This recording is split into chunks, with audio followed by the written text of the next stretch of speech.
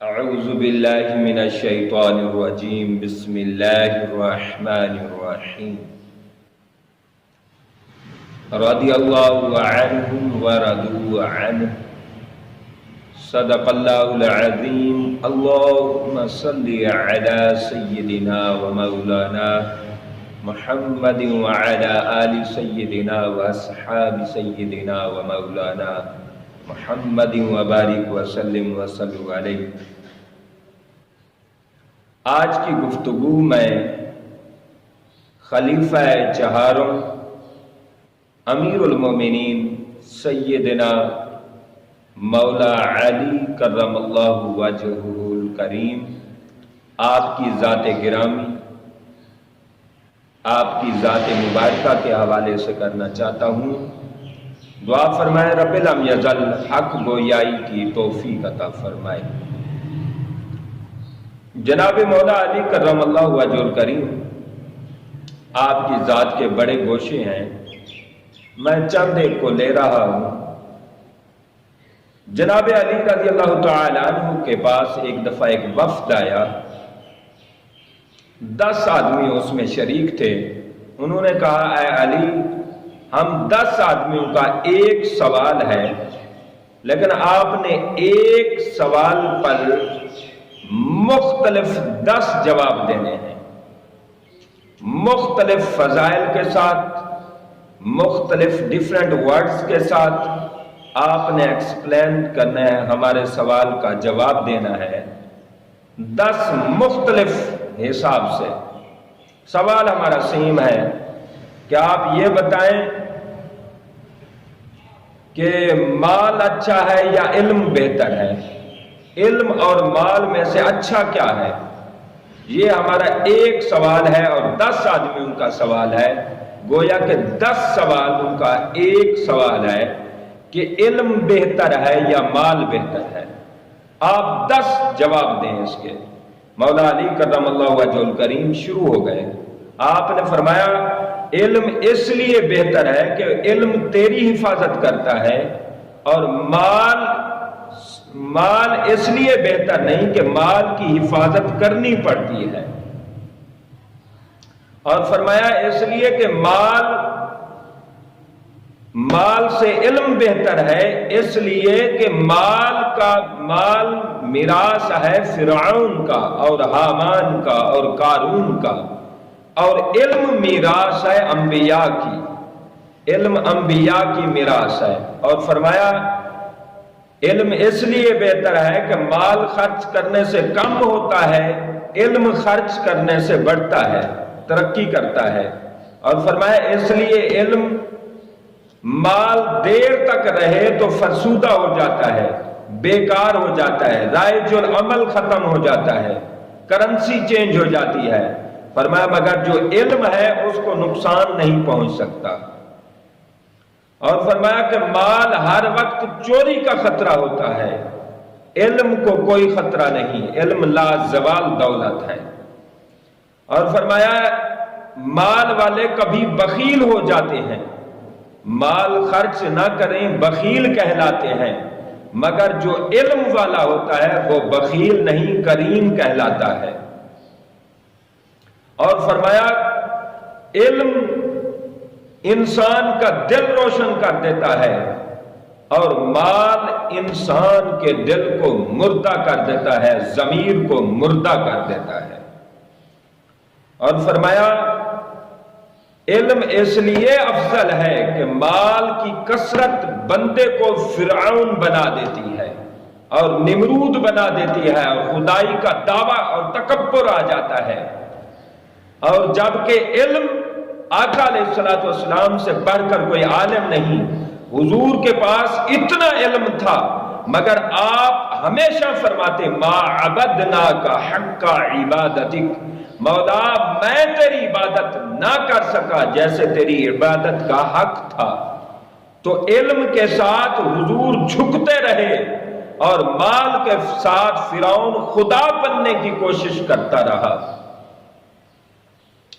اور فرمایا مال سے دشمن بے شمار دشمن پیدا ہو جاتے ہیں، چور اور ڈاکو پیچھے لگ جاتے ہیں، مگر علم سے بندہ ہر دل میں عزیز بنتا رہتا ہے، اس کی شخصیت میں نکھار آتا رہتا ہے اور اس کی عزت میں اضافہ ہوتا رہتا ہے۔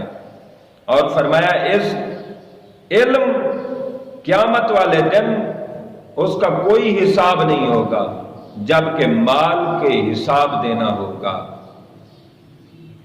اسی طرح مولا علی کرم اللہ وجہ الکریم نے یہ 10 جواب دے دیے۔ اور اسی طرح آپ کے پاس ایک آدمی آیا، اس نے کہا اگر کوئی بندہ بند مکان میں بیٹھ جائے تو مولا علی یہ بتائیں کہ اس کے پاس رزق کہاں سے آئے گا؟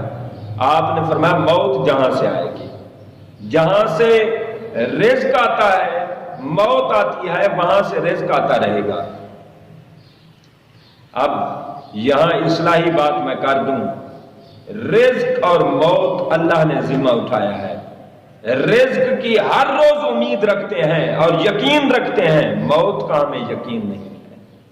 کتنی ہماری غفلت ہے۔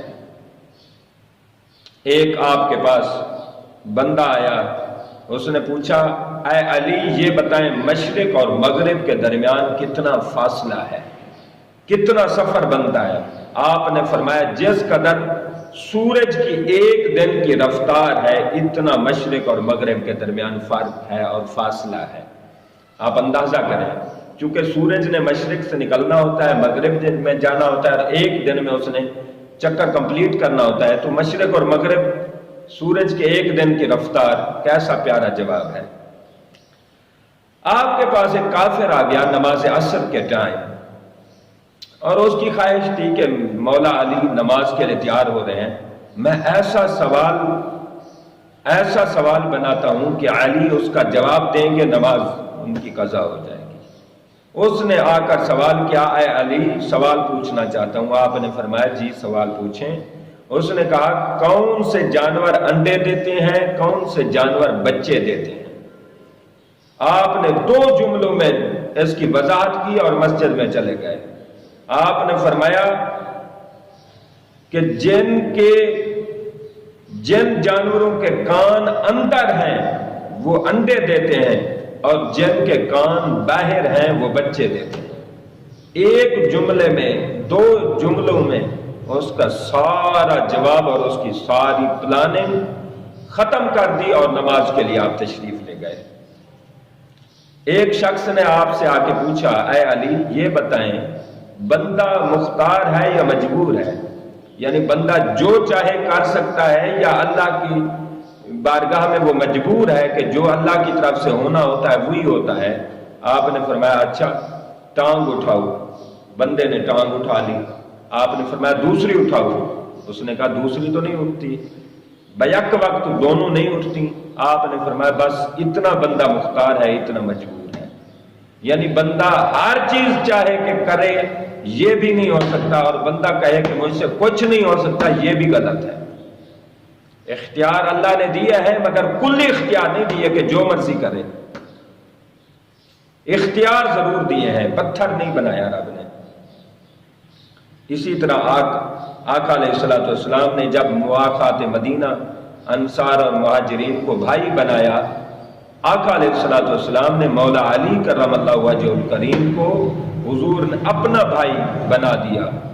اور شاعر نے لکھا ہے کسیرا میسر نہ شد این سعادت بکعبہ ولادت بمسجد شہادت، کہ یہ مقام، یہ عظمت، یہ شان کس کو میسر آئے گی، کس کو ملے گی کہ کعبے میں پیدا ہو اور مسجد میں شہید ہو۔ کیا بات ہے، کیسا پیارا شعر ہے۔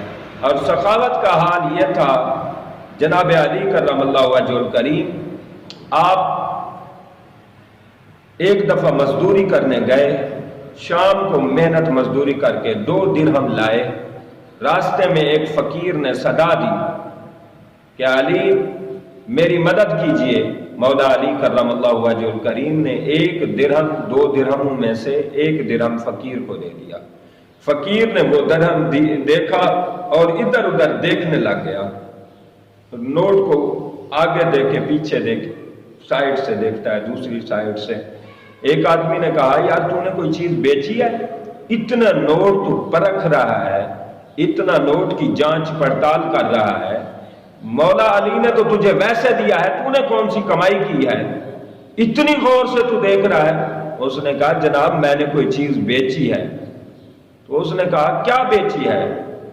تو اس فقیر نے کہا میں نے عزت و آبرو بیچی ہے، کہ عزت و آبرو بیچ کر بندہ صدا لگاتا ہے، بندہ ہتھیلی پھیلاتا ہے، یہ کوئی آسان کام نہیں ہے۔